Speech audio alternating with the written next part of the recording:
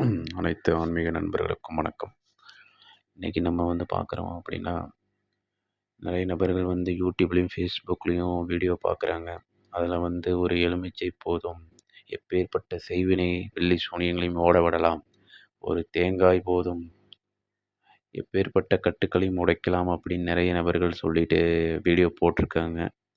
ஆனால் அது உண்மையிலேயே ஒரு எலுமிச்சம்பழத்தாலேயோ ஒரு தேங்காயாலேயோ மிகப்பெரிய ஏவல் செய்வினைகளை தீர்க்க முடியும் என்றால் அது முழுக்க முழுக்க முடியாத காரியம். உண்மையிலேயே ஏவலாலோ செய்வினையாலோ பாதிக்கப்பட்ட நபர்களுக்கு மட்டுமே தெரியும் அதனுடைய வழி என்ன என்று. ஆகையால் யூடியூபில் வீடியோ பார்த்து கொண்டு தானாக எதையும் செய்து விடாதீர்கள். அது சில நபர்களுக்கு சிறிது காலம் மட்டுமே வேலை செய்யும். மீண்டும் அதன் பாதிப்பை அது காட்டத் தொடங்கிவிடும். ஏனென்றால் தர்காவிலலாம் போய் பாருங்க. தர்காவில் ஒரு பேய் பிடிச்சவங்களுக்கே ஒரு 10 நாள், 1 மாதம், 2 மாதம் வரைக்கும் தர்காவில் சின்ன பிள்ளைங்களையும், குழந்தை வயசு பெண்களையும் வச்சு அவ்வளோ பேர் பேய் பிடிச்சி அலைஞ்சிட்டு இருப்பாங்க தர்காவில். ஒரு சாதாரண பேயை விரட்டுவதற்கே 1 மாதம், 2 மாதம், மாதக்கணக்கில் அங்கே நேரத்தையும் நாளையும் வீண் பண்ணிட்டு இருக்காங்க. அப்படி இருக்கக்கூடிய பட்சத்தில் ஒரு மிகப்பெரிய ஒரு தெய்வ தேவதை ஏவல்களை விரட்டுவது என்பது நடக்காத காரியம். ஒரு தேங்காயாலேயோ ஒரு எலுமிச்சம்பழத்தாலேயோ விரட்டுவது என்பது முடியாத விஷயம்.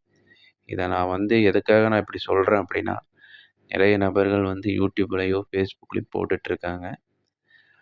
ஒரு தேங்காய் போதும் அப்படிங்கிற ஒரு விஷயத்தில் மக்களும் சரி, இந்த ஒரு சின்ன செலவு தானே அப்படிங்கிற கூடிய பட்சத்தில் அதை துணிஞ்சு செய்கிறாங்க.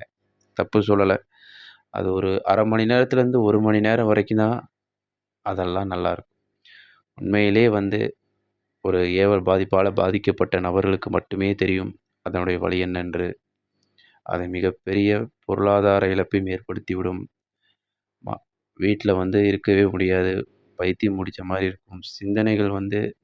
சிந்தனைகளே செய்ய விடாது. எந்த தெய்வத்து மேலேயும் ஒரு ஆர்வம் இல்லாமல் ஆக்கிரும் இந்த ஏவலாகப்பட்டது.